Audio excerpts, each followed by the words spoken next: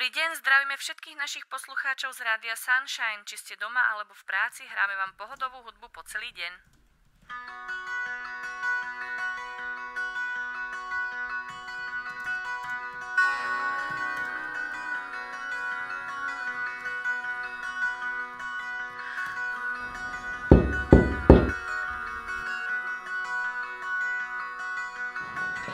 Dobrý deň, Martin, vitajte. Nech sa páči, posaďte sa.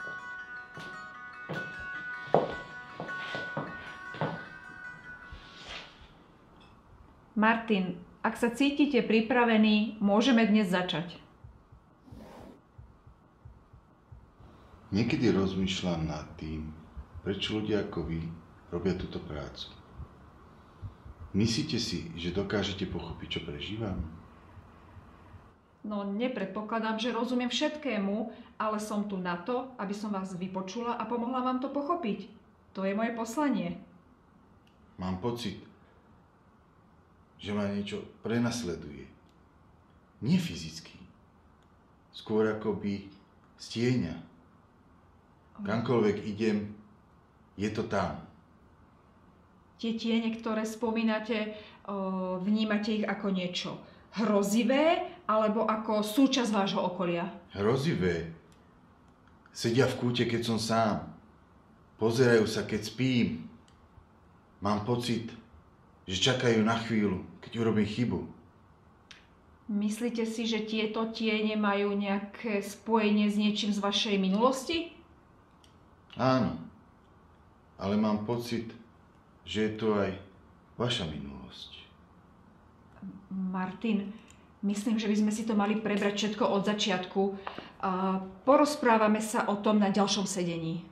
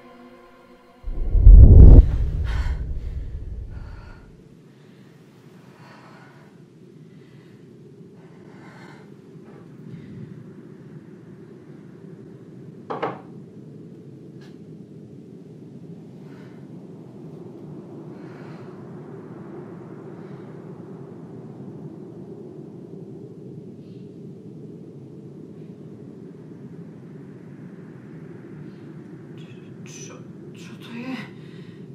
Kde sa to tu vzalo?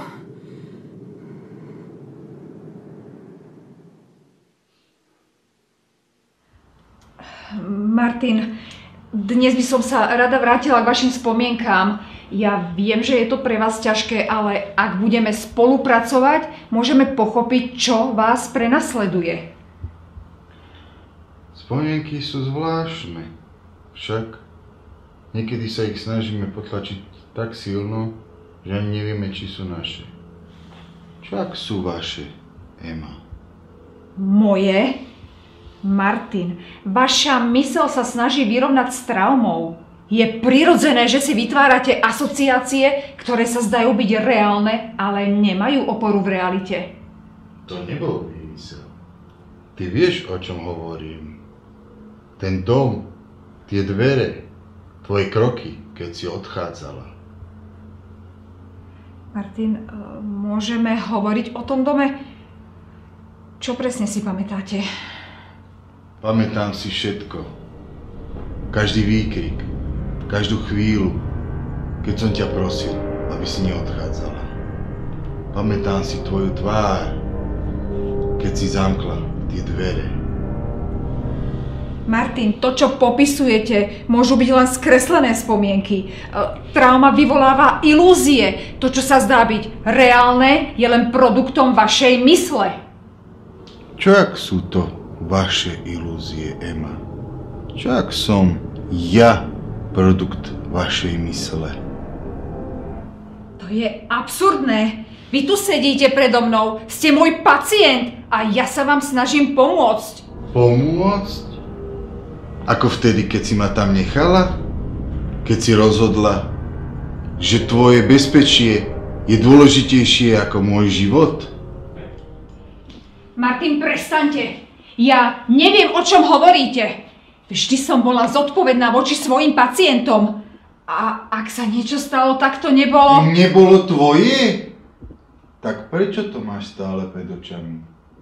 Prečo stále počuješ tie výkriky, keď zaspávaš? Nie. Niečo sa pokazilo.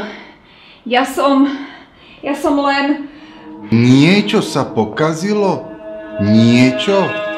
Ty si to pokazila. Ja som tam zostal. V tme.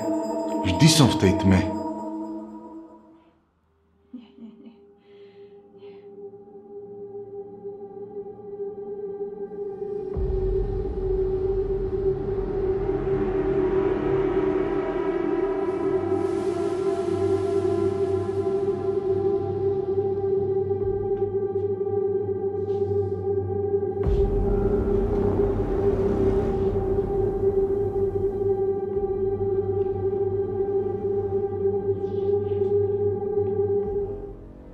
Subjekt Martin K. Vek 34. Diagnóza paranoja, posttraumatický stres, história samodeštruktívneho správania, terapia, izolačná metóda v kontrolovanom prostredí. Terapia prerušená, subjekt nebol lokalizovaný, incident uzavretý. Incident?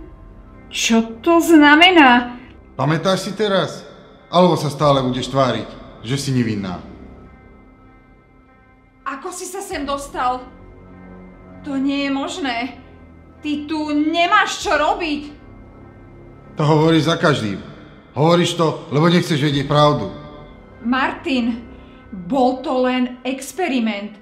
Boli sme v kontrolovanom prostredí. Nic z toho nebolo skutočné. Nic z toho? To si hovoríš každú noc, keď zatváraš oči? Vidíš tú krv? Počuješ tie výkriky? Lebo ja áno. Každý deň, každú noc. To nebola moja chyba. Niečo sa pokazilo. Ja som nemala inú možnosť. Mala si možnosť. Mala si ma zachrániť, ale radšej si utekla. A nechala si ma tam. A teraz si myslíš, že môžeš zabudnúť?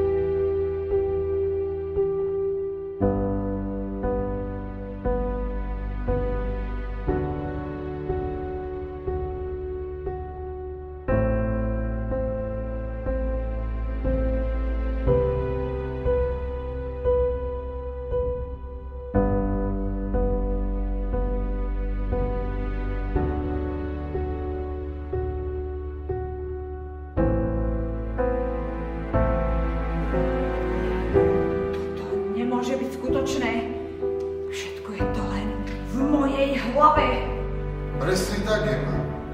Som súčasťou teba. A nikdy ma nevymažeš.